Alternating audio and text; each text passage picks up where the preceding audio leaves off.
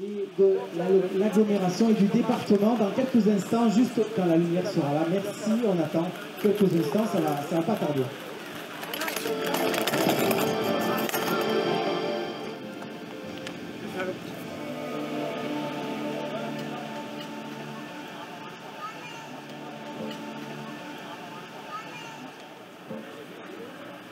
Alors voilà, on va commencer à vous présenter un petit peu les intervenants. D'abord un grand merci à vous et à tous les membres de votre association Cinéma de Pays pour toutes les manifestations que vous organisez à Manosque et sur l'ensemble de la DLDA. Vous offrez à des cinéastes, amateurs ou non, l'occasion de montrer leurs œuvres et surtout de rencontrer le public. Cette tenue du court-métrage, vous mettez toute votre énergie et votre enthousiasme à la promotion du cinéma. Le cinéma est sûrement l'art le plus populaire, le plus accessible. Et grâce à des associations comme la vôtre, le cinéma reste présent jusque dans les plus petites communes. En tout cas, on est très très heureux de vous accueillir ici. Merci à vous en tout cas pour tout votre travail. Nous sillonnons le département avec nos 25 communes. Merci beaucoup. Alors moi je suis très contente d'être parmi vous ce soir.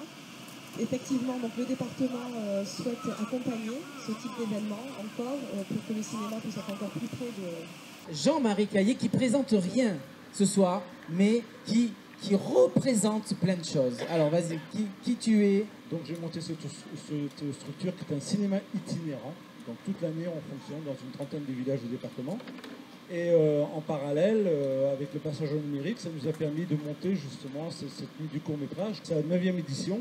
C'est vrai qu'on ne sait pas trop, la météo, on ne sait pas trop où on est. On va démarrer. Vous ne vous inquiétez pas. Même si plus on démarra, on n'arrêtera que quand les plombs auront sauté. Du court-métrage, donc comme on disait, qui n'est pas un festival, il n'y a pas de compétition, il n'y a rien. Malgré tout, il y a quand même une sélection parce qu'on reçoit à peu près plus de 300 films par an.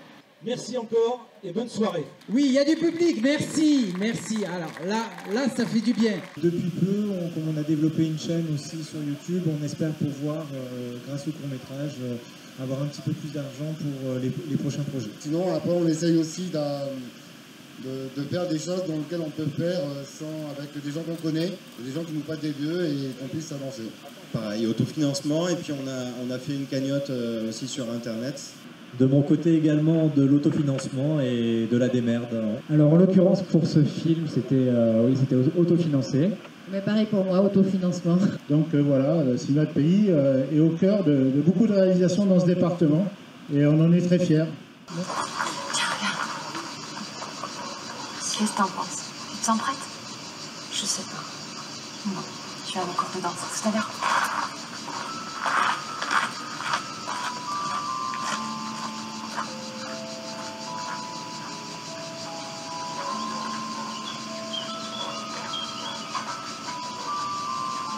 Pourquoi tu regardes cette femme?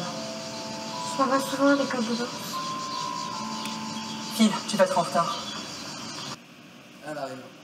Voilà, alors donc ça a été... On peut applaudir l'équipe de tournage, Mélissa, qui a tourné, je crois, elle nous a dit tout à l'heure, pour la première fois.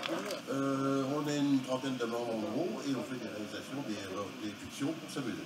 Et Mélissa, alors donc tu as été l'actrice, ça t'a plu de jouer ce rôle? Oui. Qu'est-ce que tu as, le fait que tu étais face lumière, qu'est-ce que tu as vu par rapport au fait que tu regardais les films, qu'est-ce que tu as trouvé bizarre ou différent? C'était un peu impressionnant de voir comment c'était fait. Tu as envie d'en faire ton métier? Non, pas spécialement. Pas spécialement, donc c'était une expérience pour toi.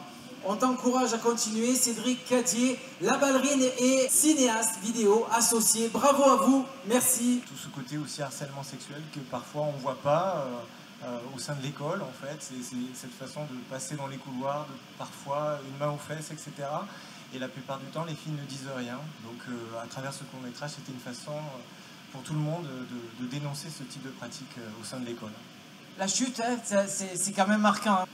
Bon, puisque t'as fini de manger et que visiblement t'as été élevé par des sauvages, tu voudrais pas aller vibrer un peu dans ta chambre? On ne peut pas se regarder un film ce soir? Ouais, mais ça dépend si Enzo daigne lever un jour la tête de son écran. C'est pas de ma faute si je suis populaire. Non, tu es pour rien, toi. C'est plutôt ta mère et moi qui avons bien taffé. À ce jeu qui est pas très rigolo, mais qui malheureusement est présent depuis de nombreuses années dans les cours de récréation. Et à mon époque déjà ça l'était, et apparemment ça continue encore, donc on s'est dit que c'était pas mal de pouvoir un peu parler aux ados qui auraient l'idée de jouer à ce jeu. Eh bien, merci beaucoup Anthony Légal, qu'on peut applaudir. C'est des films chocs, hein. ça marque. Hein. Sur ce couple de personnes âgées qui avait un balcon, enfin une terrasse même assez exceptionnelle. Et on a un petit peu triché, enfin je vais pas raconter tout le truc, mais on a un peu triché pour que on puisse avoir l'impression que c'est vraiment deux balcons qui sont en face. Et le dispositif était assez intéressant, un peu compliqué parce qu'il fallait avoir des miroirs, mais des miroirs de partout. Avec le chef opérateur, on a essayé de trouver quelque chose qui permettait de rendre cet effet lumineux, quoi. Dimitri Scotto, merci, qui est descendu de Paris, presque pour nous, exclusivement pour nous. Merci, on peut les applaudir, l'équipe technique. JB, tu veux dire quelque chose? Non? Il en peut plus, JB. Merci, passez une très belle journée, merci, une très bonne soirée.